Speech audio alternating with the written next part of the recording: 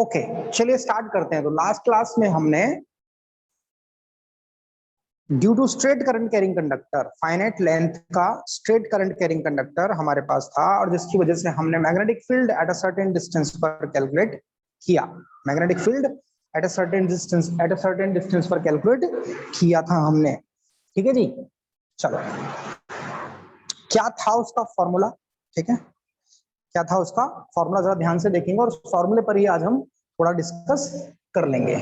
तो फॉर्मूला था B that is equals to mu not upon 4 pi I upon A, ध्यान देना I upon A bracket of sine phi 1 plus sine phi 2, ऐसा कुछ था। ये फॉर्मूला हमारे पास था। This is what magnetic field we have due to straight current carrying conductor।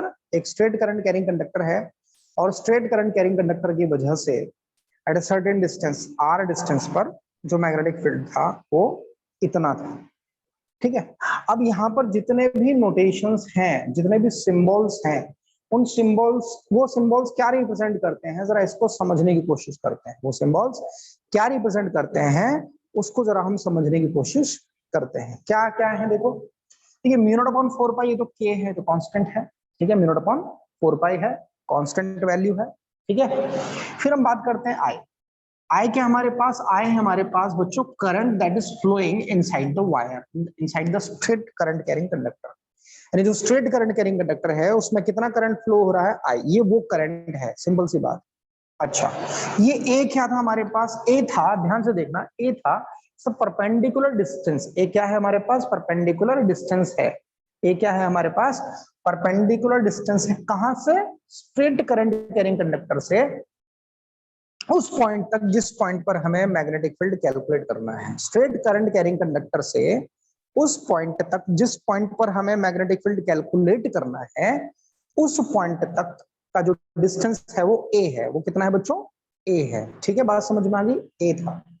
So this is what perpendicular distance. This is what perpendicular distance from wire या from conductor, जो भी बोल दो, एक ही बात है, from wire to the point, to the point, to the point, writing पे मत जाना भाई, ठीक है, to the point where we need to calculate the magnetic field, where we have calculated the magnetic field। एक मिनट, हाँ कुछ something has happened। ठीक है, तो बात समझ में आ गई? कोई दिक्कत नहीं है। तो ये था, लिख लेना, to the point where we calculated the magnetic field, at point जहां पर हमने मैग्नेटिक फील्ड कैलकुलेट किया था। मैं आपको यहाँ रफली बताता हूँ। देखिए, ये हमारा स्ट्रेट करंट कैरिंग कंडक्टर था। ठीक है, इस पॉइंट पी पर हमें मैग्नेटिक फील्ड कैलकुलेट करना था। कुछ इस तरह से था, है ना, ये दूरी आर थी। तो यहां से ये जो डिस्टेंस था ये ए था और जो कि कांस्टेंट था। जो ए डिस्टेंस था वो क्या था? कांस्टेंट था। ए डिस्टेंस क्या था, समझ में आ गया? बिल्कुल नोट डाउन करके लिख लेना, नोट डाउन करके लिख लीजिएगा। ए क्या है? परपेंडिकुलर डिस्टेंस है। ए क्या है? परपेंडिकुलर डिस्टेंस है। कहां से? फ्रॉम द वायर या फ्रॉम द कंडक्टर जिसमें करंट फ्लो हो रहा था, वहां से कहां तक? जिस पॉइंट पर हमें मैग्नेटिक फील्ड कैलकुलेट करना है वहां तक। ठीक है, ये चीज हमें समझ में आ गई अच्छे से, इसमें कोई दिक्कत नहीं है। ओके बच्चों, सो ए क्या है? Perpendicular distance from wire to the point where we calculated the magnetic field. A समझ में आ गया? ए क्या है? अच्छा, अब ध्यान से देखो, फाई 1 क्या है? देखो, वेरी इंपॉर्टेंट, ये सारी चीजें समझनी है हमें, क्योंकि जब क्वेश्चन आएगा तो क्वेश्चन में यही चीजें हमें क्या करती हैं? कंफ्यूज कर देती है। अच्छा, फाई 1 क्या था? ध्यान से देखो, फाई 1 क्या था? इस रेफरेंस लाइन से, जो ए था हमारा, इस रेफरेंस लाइन से क्लॉकवाइज क्लॉकवाइज डायरेक्शन में एंगल। कहां पर? क्लॉकवाइज डायरेक्शन में। और कहां तक? जहां तक इस वायर का एंड ना हो जाए वहां तक। ये देखो ऐसे, ये था फाई 1। ठीक है, ये था क्या? फाई 1। तो यहां पे लिख लेंगे हम क्लॉकवाइज डायरेक्शन में एंगल इन क्लॉकवाइज डायरेक्शन। लिख लेना इनको सबको अच्छे से, एंगल इन क्लॉकवाइज डायरेक्शन। और कहां तक लेना है ये हमें? कहां तक लेना है? जहां तक वो जो वायर है उसका एंड पॉइंट ना आ जाए हमारे पास। ये अगर ये x था तो ये y था, ठीक है जी, ये x था तो ये y था, तो हमारे पास क्या है, y तक जो अपर उसका एंड है, अपर एंड तक वहां तक ना चला जाए तब तक। क्लियर है, कोई दिक्कत तो नहीं है? Okay, so this is what we have phi one. और फाई टू क्या था प्यारे बच्चों, इसी रेफरेंस लाइन से एंटी क्लॉकवाइज डायरेक्शन में, इसी रेफरेंस लाइन से एंटी क्लॉकवाइज डायरेक्शन में एंगल था, और कहां तक था, जहां तक ये वायर का एंड मतलब एक्स, ठीक है जी। तो ये था फाई टू। तो फाई टू की वैल्यू ध्यान से देखिए, कोई कंफ्यूजन तो नहीं है ना, फाई वन फाई टू आई ए सब क्या है, क्लियर हो रहा है अच्छे से, ठीक है।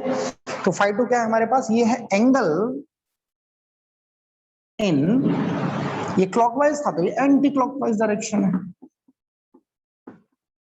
Angle in anti clockwise direction, anti clockwise direction में एंगल है, कहां तक लेना है, जहां पर वायर का एंड ना आ जाए वहां तक हमें ये लेना था। क्लियर हो गई बात? देखो भाई, अगर यहां तक समझ में आ रहा है तो एक बार जरा थम्स अप कर दो, ठीक है। यहां तक समझ में आ रहा है तो एक बार थम्स अप कर दीजिए। इसके आगे क्या कराना है, लेट मी सी फर्स्ट, क्या करना है इसके आगे। ओके, यहां तक तो हो गया, ठीक है। ओके बच्चों, sine phi one plus sine phi two, a क्या है, फाई वन क्या है, फाई टू क्या है, ये सारी चीजें, यस थैंक यू।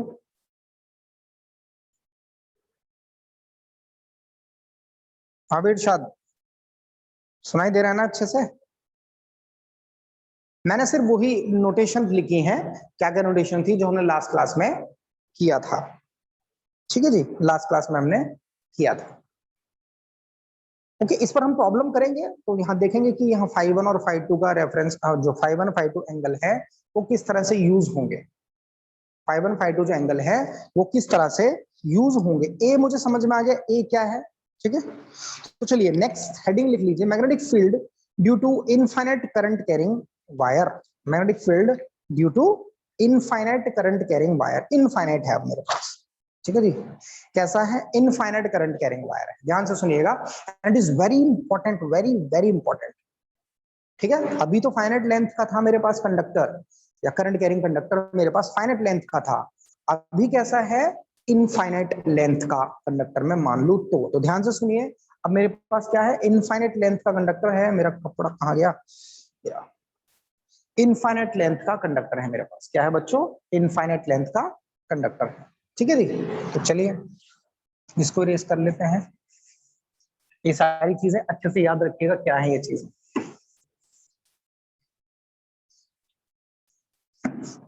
चलो, अब मेरे पास फाइनाइट लेंथ ना होकर कंडक्टर की इनफाइनाइट लेंथ है, फाइनाइट लेंथ ना होकर कंडक्टर की क्या है बच्चों, इनफाइनाइट लेंथ है। तो चलिए देखते हैं जरा इनफाइनाइट लेंथ का कैसे कैलकुलेट करना है हमें, इसको थोड़ा सा से करते हैं तो ठीक है ना, अब ठीक है ना, कुछ ज्यादा हौच पौच हो रहा था थोड़ा,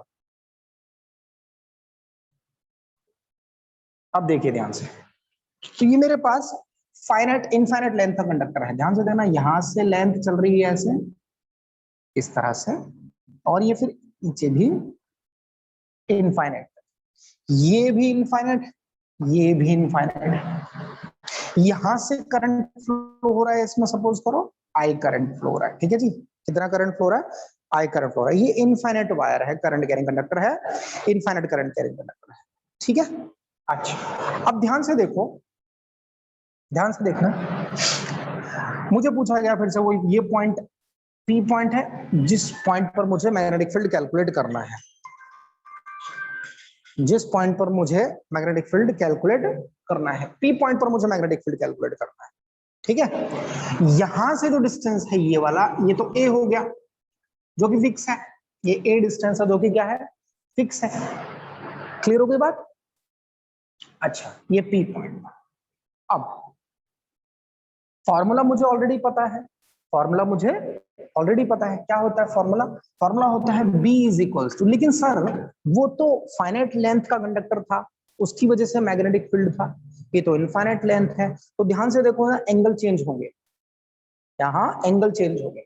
मुझे कोई बता सकता है कि φ1 कितना लिखेंगे? यहां से देखो φ1 कैसे लिखना था अपने को, ध्यान से देखना, पैर के नीचे आ जाता है, म्यू नॉट अपॉन 4 पाई, आई वही है, ए वही है, इसमें किसी को कोई दिक्कत नहीं है। आप कहोगे सर ए परपेंडिकुलर डिस्टेंस कहीं ज्यादा कम हो गया तो वो तो ए ही लिया जाएगा ना, जो भी होगा, वो छोटा हो चाहे बड़ा हो, उससे कोई फर्क नहीं पड़ रहा है हमें, वो तो सेम ही होगा, जो भी आएगा ए आएगा। ठीक है, ए है क्या ये ध्यान रखो, कहीं फॉर्मूले में ये 1 मीटर का दिया, कहीं 2 मीटर का दिया, कहीं 3 मीटर का, जो भी दिया हो वो तो ए लिखा जाएगा जितना भी हो। फिलहाल ब्रैकेट ऑफ साइन φ1 था यहाँ पे, तो कोई मुझे बता सकता है φ1 कितना आएगा? φ1 मेजर कैसे करते हैं? φ1 मेजर कैसे करते हैं?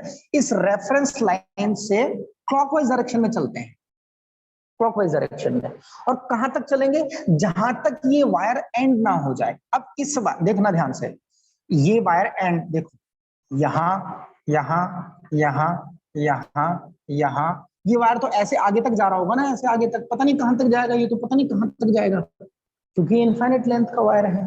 तो ध्यान से देखो, यहाँ यहाँ यहाँ यहाँ यहाँ कितना एंगल आएगा, क्या लग रहा है? आवाज नहीं आ रही मेरी? एक मिनट,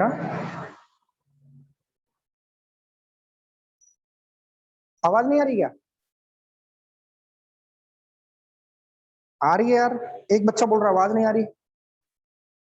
कौन बोल रहा था? तसक करूं मैं हो, ऐसा ना करो भाई। मुझे वीडियो इस नंबर पर मत भेज भाई, कोई मुझे, मेरे जो पुराना नंबर है इस नंबर को प्लीज इस पर मत भेज, क्योंकि ये सिर्फ क्लासेस के लिए ही यूज किया जाएगा। जो भी कम्युनिकेशन करानी है उसी नंबर पे करा लो, पुराने वाले। ठीक है जी, इसका ध्यान रखो आप। कुछ भेजा उसने, पता नहीं क्या भेजा है। ठीक है, एक मिनट में चेक कर लेता हूँ, इस पर भेज दे। अरे मेरे उसी पुराने नंबर पे भेज दे यार।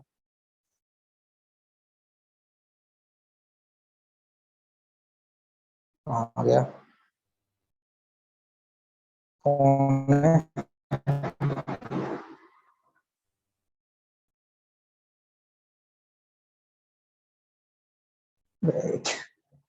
यस, अब मुझे ये बताओ, चलिए अब मुझे ये बताइए कि φ1 एंगल आएगा कितना? तुम्हारा नेटवर्क ठीक नहीं है इसका मतलब, इरशाद तुम्हारा नेटवर्क ठीक नहीं लग रहा है मुझे। यहाँ तो सब कुछ ठीक चल रहा है, वाईफाई भी बढ़िया चल रहा है, ठीक है, ऑडियो वीडियो ठीक चल रही है।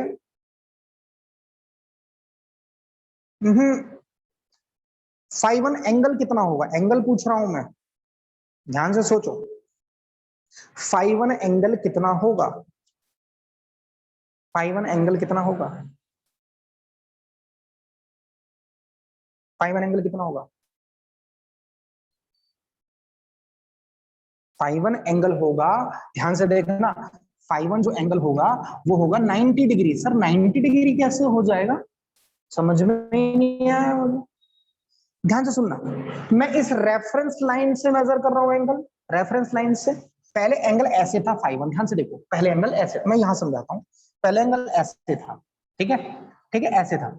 अब मेरा जो वायर है वो इनफाइनाइट हो गया है, वायर इनफाइनाइट है, तो ये धीरे धीरे ऐसे जाएगा, ऐसे जाएगा, ऐसे जाएगा, ऐसे जाएगा, ऐसे जाएगा, ऐसे जाएगा, ऐसे जाएगा, पता नहीं कहां। देखिए आपको पता है, two parallel lines meet at infinity, ये बात आपको पता है। ऐसा हम मानते, जैसे आप ट्रेन देखिए, ट्रेन की दो पटरी देखिए ध्यान से, ट्रेन की जो रेल है, रेलगाड़ी बोलते हैं ना, रेल एक्चुअली पटरी होती है। तो रेल्स को देखिए, रेल्स को देखिए तो आपको ऐसा लगेगा कि ये कहीं आगे जाके मिल रही है, एक्चुअल में वो नहीं मिल रही है। आप समझ रहे हैं, कहीं आगे जाके मिल रही होंगी। So two parallel lines meet at infinity, ये बात समझ में आ रही है?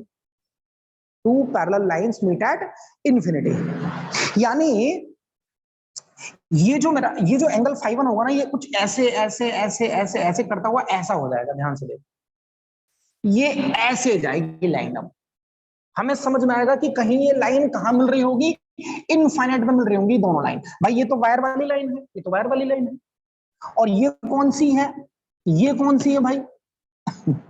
ये एंगल वाली है। किस एंड तक, किस पॉइंट तक मुझे एंगल लेना था? समझ में आया या नहीं आया? तो एंगल ये देखो कितना हो गया, ये वाला एंगल कितना है, ये 90 डिग्री। यस और नो? समझ में आया कि नहीं आया, पहले मुझे बता दो आप। φ1 की वैल्यू 90 डिग्री होगी, इस बात में किसी को कोई परेशानी है तो प्लीज बताइए। ठीक, यस। वायर कहां एंड हो रहा है सर? इनफाइनाइट पे एंड हो रहा है, मुझे पता ही नहीं चल रहा कहां एंड हो रहा है, इनफाइनाइट पे एंड हो रहा है। इसको समझो, ये कई बार डेरिवेशन बड़ा कंफ्यूज करता है, एंगल कितना हो गया, ये डेरिवेशन बहुत बार कंफ्यूज करता है। क्लियर? तो यहां पर φ1 की वैल्यू कितनी होगी, 90 डिग्री। अच्छा, अब φ2 की वैल्यू चेक करते हैं, जरा बताइए φ2 कितना होगा। अब मैं क्या करूंगा, इसी रेफरेंस लाइन से, इसी रेफरेंस लाइन से एंटी क्लॉकवाइज डायरेक्शन में मूव करूंगा, इसी रेफरेंस लाइन से anti clockwise. Yes, exactly 90 degree ही होगा। कितना होगा बच्चों, 90 डिग्री ही होगा। कितना होगा, 90 डिग्री हो। क्लियर है? तो चलिए यहाँ φ2 की वैल्यू भी 90 डिग्री। कैसे सर 90 डिग्री आया? देखो यहां से मैं मूव करता है ना, कुछ ऐसे, फिर ऐसे, फिर ऐसे, फिर ऐसे, फिर ऐसे, फिर ऐसे, फिर ऐसे, फिर ऐसे, फिर ऐसे, ऐसे ही होता, क्योंकि ये तो क्या है, इनफाइनाइट है बच्चों, इनफाइनाइट पता नहीं कहां तक जा रहा है, नीचे तक। तो ये एंगल यहां से यहां तक बनेगा, ऐसे कुछ इस तरह से। तो ये φ2 की वैल्यू भी 90 हो। ठीक है, फॉर्मूला क्या था हमारे पास, sin φ1 प्लस sin φ2। बोलो क्लियर है? ये फॉर्मूला था। अब कुछ नहीं करना हमें, अगर मेरे पास इनफाइनाइट वायर आ गया है तो उस इनफाइनाइट वायर के एंगल्स जो है φ1 φ2 वो मैं लिख लूंगा, बाकी सारी चीजें सेम है। तो यहां पर भी चलिए लिखते हैं, कितना मैग्नेटिक फील्ड आएगा बच्चों, mu not upon 4 pi I upon a bracket of sin 90 plus sin 90। sin 90 कितना होता है वैल्यू बच्चों, 1 होती है। sin 90 की वैल्यू कितनी थी, 1, तो 1 प्लस 1 मतलब 2। तो B is equals to mu not upon 4 pi 2I by A। ध्यान से देखो, समझ में आया कि नहीं आया? ये तो बात हो गई मैग्नीट्यूड की, कि due to infinite wire, infinite current carrying wire, infinite current carrying conductor, due to infinite current carrying conductor जो मैग्नेटिक फील्ड होगा इतना होगा मैग्नीट्यूड। डायरेक्शन पूछता तो डायरेक्शन वही वाला हमारे पास, ये करंट ऐसे, तो यहाँ इनवर्ड डायरेक्शन कैसे है, inward, right hand, right hand, right hand, ये रहा ऐसे। तो करंट कहाँ है, सॉरी मैग्नेटिक फील्ड की डायरेक्शन कहाँ आएगी इस पॉइंट पर, inward, perpendicular to the plane of paper, inward, perpendicular to the plane of paper, inward magnetic field होगा बच्चों। क्लियर है? φ1 φ2 में कोई कंफ्यूजन तो नहीं है, कोई दिक्कत वाली बात नहीं है। चलिए, तो ये बात हो गई हमारा जो पहले फाइनाइट लेंथ का कंडक्टर था, अब हमारे पास इनफाइनाइट लेंथ का कंडक्टर है। पहले फाइनाइट लेंथ का कंडक्टर था, अब हमारे पास इनफाइनाइट लेंथ का कंडक्टर है। इनफाइनाइट लेंथ के कंडक्टर में जो मैग्नेटिक फील्ड हुआ है वो डेफिनेटली, देखिए आप यहां 2 है ना, 2 मतलब मेरा कहने का यहाँ पर ये है कि जो मैग्नेटिक फील्ड है वो कहीं ना कहीं यहाँ इंक्रीज ही होगा ऑब्वियसली भाई। अब छोटा सा वायर था, ठीक है, आई बात समझ में, यहाँ पे इनफाइनाइट वायर है, ठीक, तो definitely magnetic field will be different magnetic field. चलिए, तो ये बात कहानी समझ में आ गई। अच्छा, यहां तक समझ में आ गया तो थम्स अप दे दो मुझे जरा, मैं इसको इरेज कर रहा हूँ। यहां तक समझ में आ गया तो थम्स अप दे दो, मैं इसको इरेज कर रहा हूँ फटाफट से। थोड़ा पानी भी लेते हैं, ठीक है, जल्दी से थम्स अप दे दो फटाफट से।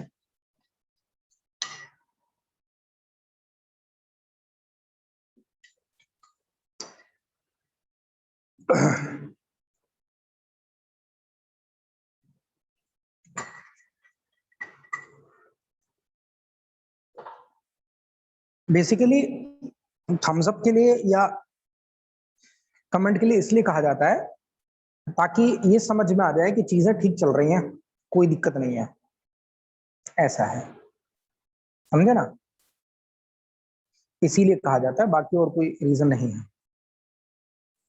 ठीक है, मेरी आवाज सुनाई दे रही है? थम्स अप आया नहीं किसी का भी? क्योंकि ऐसा हो जाता है कई बार बीच में आवाज गायब हो जाती है या वीडियो गायब हो जाती है, तो ये एक तरह का लिंक कनेक्ट करने का तरीका है। ठीक है, थम्स अप दे दीजिए या फिर एक कमेंट कर दीजिए, कि हाँ सर समझ में आ रही है, कोई दिक्कत नहीं, ठीक है, ओके। चलिए, तो यस, ये हो गया इनफाइनाइट करंट कैरिंग कंडक्टर की वजह से मैग्नेटिक फील्ड। अब बिल्कुल बिल्कुल, thank you thank you, yes Shubham, okay thank you. तो अब इसमें हम बात करते हैं due to a semi infinite current carrying conductor, ये तो हुई बात इनफाइनाइट करंट कैरिंग कंडक्टर की वजह से मैग्नेटिक फील्ड कितना हो जाएगा। अब बात करते हैं semi infinite current carrying conductor की वजह से। इसी में सेमी इनफाइनाइट का मतलब क्या है पहले तो समझ लो, बाकी सारी चीजें सेम रहे। इसको इरेज कर दे रहा हूं मैं।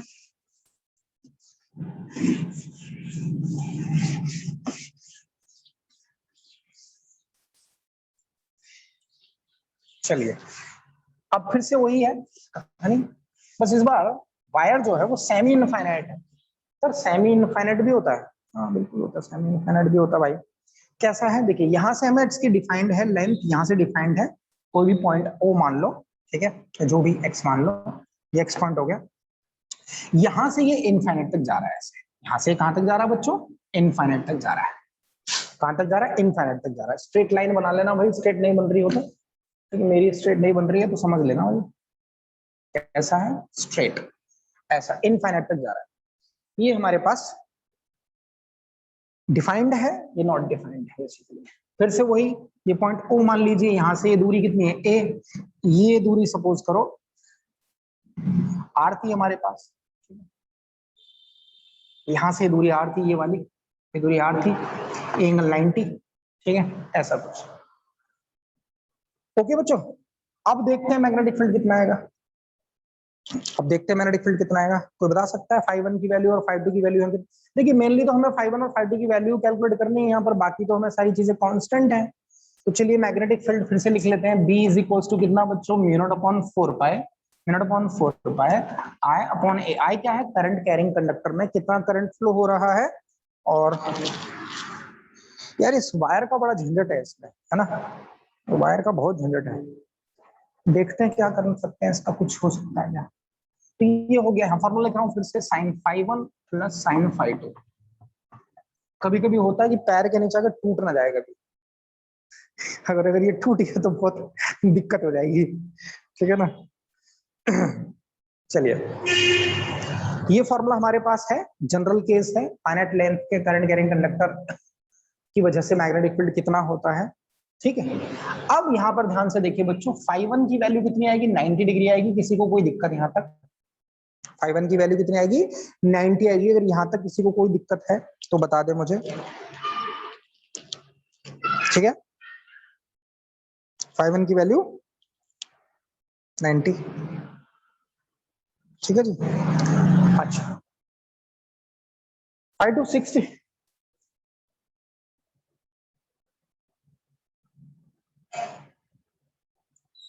ऐसे कैसे डिफाइन कर सकते हो आप 60 है? नहीं, आर यू 100% श्योर कि 60 है? पहले मुझे बस इसका आंसर दे दो, आर यू 100% श्योर?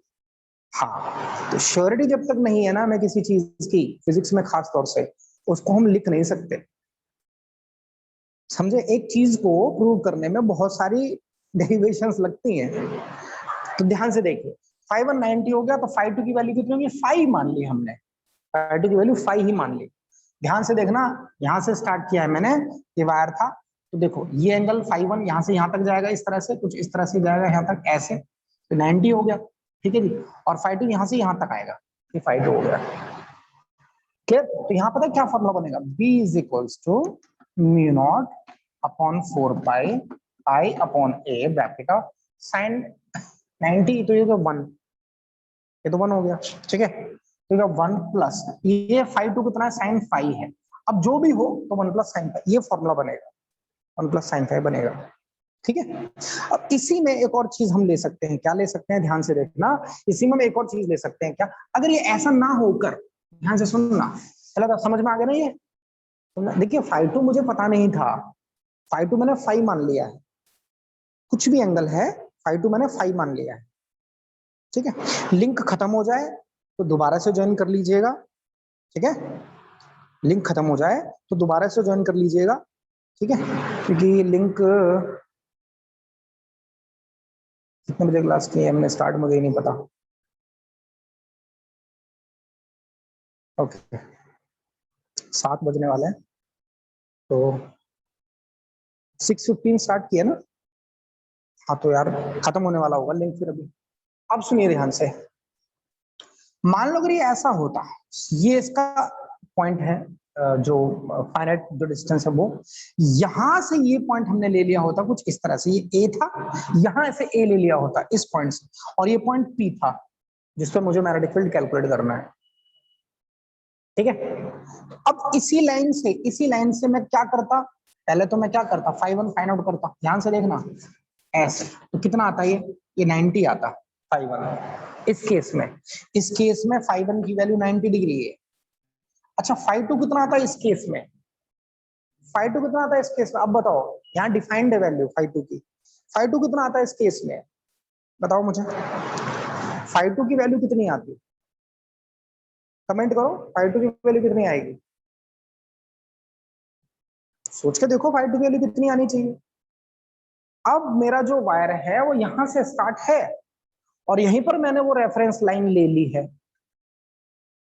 ठीक है, तो एंगल कहां से शुरू करना है हमें, रेफरेंस लाइन से। ठीक है, और कहां तक लेकर जाना है उसको, जहां पर वायर एंड हो जाए वहां तक। तो सोचो एंटी क्लॉकवाइज डायरेक्शन में, क्लॉकवाइज डायरेक्शन में तो हमने लिख लिया φ1, φ2 क्या है, एंटी क्लॉकवाइज डायरेक्शन में। एंटी क्लॉकवाइज डायरेक्शन में है तो यहां से स्टार्ट करूंगा और यहीं पे रुक जाऊंगा, क्योंकि यहीं से अपन स्टार्ट कर रहे हैं और यही रेफरेंस लाइन है।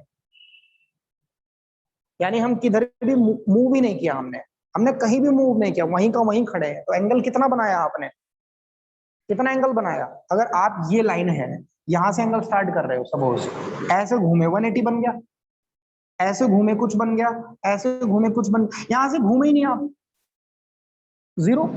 तो ऑब्वियसली इस केस में φ2 की वैल्यू कितनी हो गई, 0 degree. I hope you all are clear with this, क्योंकि ये ऐसे भी आता है, φ1 φ2 की फॉर्म में भी आ जाता है, कई बार φ1 की वैल्यू 90 हो जाती है, कई बार वो उल्टा दे देता है इसी को। ठीक है, तो कंफ्यूज मत होना, उल्टा दे देता है कई बार, तो क्लॉकवाइज डायरेक्शन में 0 φ1 0 हो जाएगा और φ2 की वैल्यू 90 हो जाएगी, आंसर सेम ही आएगा। ठीक है, तो देखिए अब क्या करें, इस केस में जो मैग्नेटिक फील्ड है वो कितना लिखे हैं, ध्यान से देखते हैं बच्चों।